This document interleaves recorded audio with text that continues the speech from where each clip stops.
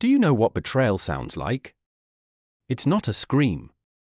It's not even a whisper. It's a casual sentence, tossed like trash at your feet. She can eat with the servants. That's what my brother's bride-to-be said about me, loud enough for everyone to hear, but quiet enough to pretend it was nothing and my family.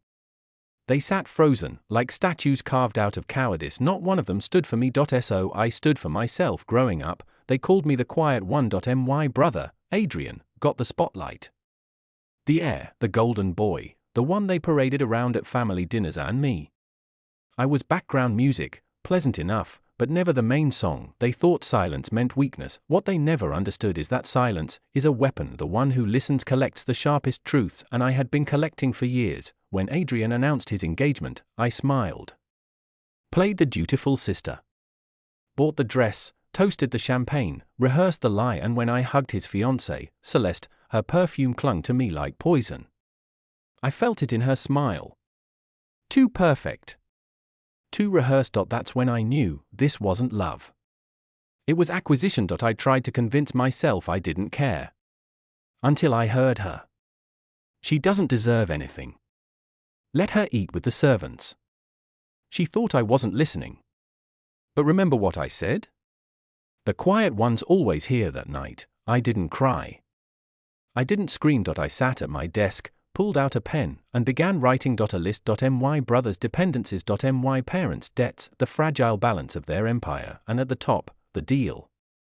The one they'd all built their futures on. $26 million, channeled through me. One message from me could erase it, and none of them even knew I had that power. So I waited. I smiled when Celeste made her little cuts. I nodded when Adrian told me I was too sensitive. I played along, but behind my smile was a blade. I wasn't the forgotten child anymore. I was the executioner, biding my time. The wedding day glimmered with chandeliers and champagne.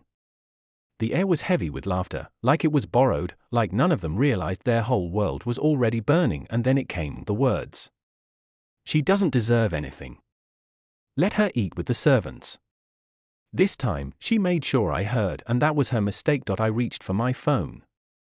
My fingers didn't shake. 3 words. One message. Send. The deal collapsed in an instant. Adrian's phone buzzed. He frowned, read, and the blood drained from his face.